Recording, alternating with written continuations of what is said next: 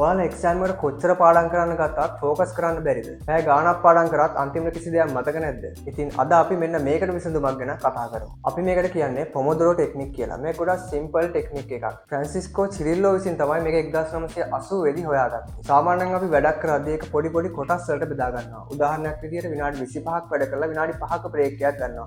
ඉතින් මෙන්න මේ විනාඩි 25ක වැඩ කරන කාලය තමයි පොමොදොරෝ එකක් කියලා කියන්නේ. දැන් මේකෙන් මොකද්ද වෙන්නේ?